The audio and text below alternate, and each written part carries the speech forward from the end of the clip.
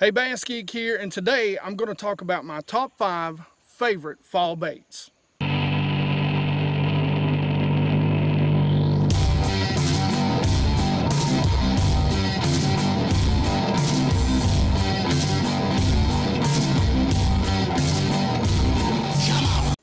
During the fall, the bass really key in on bait fish.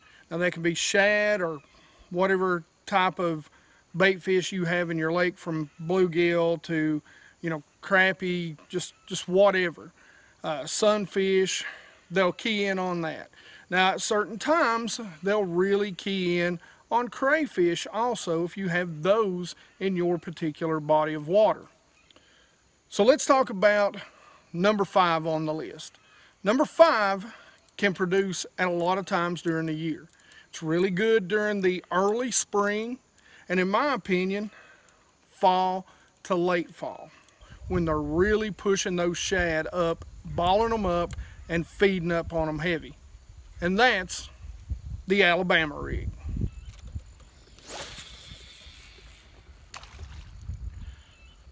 So one of my favorite ways during the fall to fish an Alabama rig is a situation a lot like this.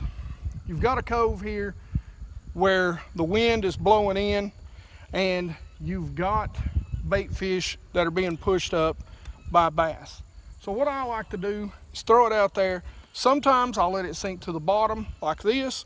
Sometimes if the bait fish, depending on the level, I'll kind of time that and count it down until I get the right level that the bass want. I give it normally a little pop to get the bait going. And then I've got a 5/4-to-1 reel, and it's just a nice smooth retrieve. Every once in a while I'll give it a quick turn of the reel just to make that ball of bait move in an erratic motion. But a nice smooth slow retrieve generally works for a beginner. Number 4 is 2 baits, but we're going to put them in the same, they're in the same category. They are in the same category.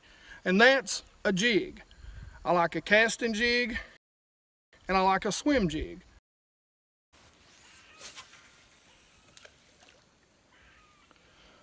First, let's talk about the casting jig.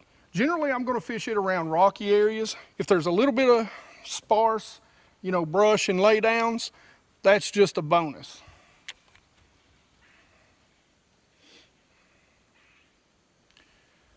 Now when it comes to the trailer, early spring, I might go with a rage crawl. Something that's going to be a little more active, really excite the bite.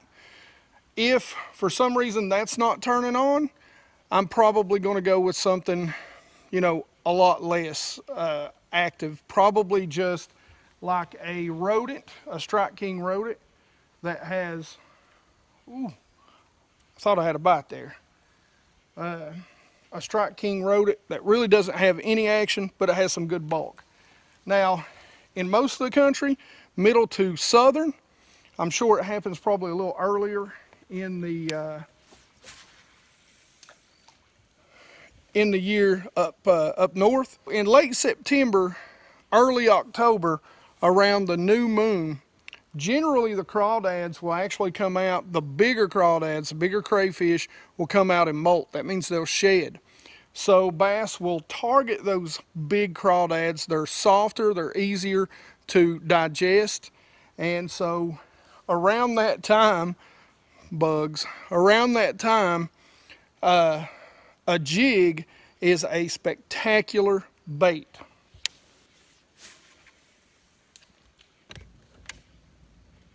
So when it comes to retrieves, I'm going to keep it simple to start out with. I'm going to go with 2. The first retrieve is going to be if I think the fish earlier in the fall, if I think they're a little more active.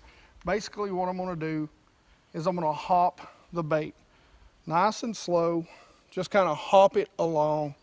Nice little hops, not moving the rod tip a lot, really just moving the rod tip somewhere around 6 inches, 6 to 8 inches, just kind of barely pumping it. Now the other retrieve, as the year goes on and it starts to get colder, or if it's a high pressure, much like today, I'm just going to drag it. I'm just going to cast it out there. I'm going to let it fall. I'm going to let it sit. I'm going to make sure that my finger is on my line so that I can feel every little thing on the bottom. And I'm just going to drag it a little bit at a time.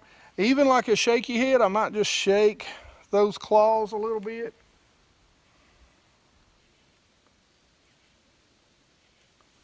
A little bit of grass right there. But anyway, that's what I'm going to do. I'm just going to drag it along the bottom and see if something picks it up. So with the other jig, it's going to be a swim jig. I'm going to go with two colors, basically either a shad pattern, some sort of white, maybe a little bit of chartreuse in it, or a clearer color. Or I'm going to go with this, which is a bluegill pattern. Now I'm going to fish it more around heavy cover, big laydowns, a lot of brush. I'm going to throw it in there and let it sink to the bottom, and I'm just going to slow reel it back to me, kind of bumping every little limb that I can. Now, key to not getting hung up in this, come with the laydowns, come with the branches, don't come across them. Now you can get out, this laydown comes way out from the bank here. That's about the only time that I will cross horizontally is when I'm casting to the deeper side of the laydown. Sometimes these shad and these bass will pull up in these deep laydowns, or they'll be feeding on bluegill along with the shad, and you can come along and run a bluegill pattern swim bait down it and catch you a couple of really nice bass. Third on the list for me, it's going to be a topwater like a Walkingbait. Now sometimes I like to throw a buzz bait or even a whopper plopper. A whopper plopper when it's windy. I like this on a dead calm, or a buzz bait over top of cover. This, however, is absolutely my favorite because it really mimics bait being chased on the surface. There's really two places that I like to throw this. First, and probably least of all, is over some sort of cover, some sort of laydowns. Now grass, definitely more so. I love to throw it over grass. But this type of cover, because there's no real grass in this lake, a little less so, but it'll produce sometimes during a tough bite or when they're active, it'll pull them up out of the brush. I like a big walking bait. I think the bigger the better during the early fall when they're actually feeding on this. The other place is in a situation like this. We've got a deep school out here. They're chasing some bait, even though they're not breaking. And I like to throw it when it's dead slick calm. It seems for some reason to work better, and you can throw it all day long. But if they're out here and they're chasing shad, basically I cast it out and I'll do two types of retrieves. The first retrieve is going to be a really fast walking motion. I like to throw this in clear water. We're actually over about 25 foot of water right here, and there are some fish chasing bait down there, but they're not actually chasing up to the surface. But that actually doesn't mean anything. My second favorite bait for the fall comes in two flavors: the jerkbait. A hard jerkbait and a soft jerkbait. So a soft jerkbait, especially again when we've got fish out in a deep area that are chasing shad, I'll use a 4-inch. I think this is the caffeine shad. If not, I'll put it down there. But it's by Strike King. It's perfect plastic. This is the 5-inch. I'm out of 4-inch. In clear water, I love the ghost shad, but I'll actually put a little 1/4 to 1/8 to a 1/4 ounce weight on it. And what I'll do is I'll actually just cast it out, and I throw this on spinning gear. So I'll actually just cast it out there. I'll let it sink down to about where I want it, and I'll hold my rod tip a little high, and I'll just make soft little jerks, just constant little jerks. If I pause, it is a very, very short pause, but most of the time they are soft little jerks. Sometimes I'll let it sink deeper, and I'll give 3 nice big pops up, let it fall again. 90% of the time, the fish don't want you to stop it. I have had fish follow this all the way back to the boat, stopping it, and then I learned just to barely, I mean barely, almost like shaking a drop shot, just make sure you're just barely twitching it, because this bait has unbelievable action. It doesn't take a lot to really impart action in this bait, and the more it moves, the more they just can't resist it. Now, I will fish this over laydowns, Texas rig, but for the most part, I like to fish it in areas where I know the bass are chasing shad. Now, a hard jerk bait is good from now until spring. There's several versions, but my favorite from early fall through all the colder months, pretty much, is going to be the Rapala Shadow Wrap, either the deep or the shallow. So for the most part, I'm going to work it pretty quickly during the early spring while it's still warm. But as it gets colder, that pause will become longer. The twitches will be a little less violent. And as it gets colder, I like to throw a deeper diving jerkbait. So number one, surprise, surprise, guys, you know I'm addicted to them. I love them. They just are so versatile. It's the Swimbait. So there's just so many different ways to fish these through the fall. Around schools, with an underspin is one way that I love to do it. It seems to give it that little extra flash. Looks like two fish. That really seems to get them going in the early fall.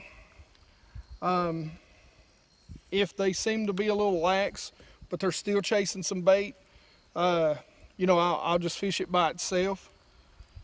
I'll fish multiple sizes. If I'm in a dirtier lake, I'll fish some Kitex, some of the Bass Pro Shop Speed Shad. But for the most part, when I'm in the clear lakes that I fish, you know, I'm throwing that ghost shad on that ledge head. Again, you know, there's just a lot of different ways to fish these. At times, I'll put it on a weedless, an owner beast, and when it gets really cold, a lot of bass in my lake tend to pull up on deep laydowns. So what I'll do is I'll kind of stay back off in that 25-30 feet of water, and I'll throw that bait and just slow roll it and just bump those laydowns so that I don't get hung up. And he can really produce in the colder months. A swim bait really just drug, almost like a Carolina rig. I mean, you are just grinding it on the bottom slow. If you think you're going slow, slow down 2 times and then slow down some more during the winter time. But it can really produce some huge bites. Now, it's not going to produce a lot of numbers, but I mean, cold weather fishing, what does, right? During the early spring, you know, like I said, guys, what looks more like a shad than that? There's a lot of different ways to fish it. Anything from, like I showed you earlier, on an Alabama rig to an underspin. And what I love about ledge heads is that you can bend that wire down and put a bigger blade on it too. So, you know, it's just so versatile. It is so versatile, and it's going to really produce some big bites. Hey, so I realized right at the end of editing this video that I didn't do my closing or my outro.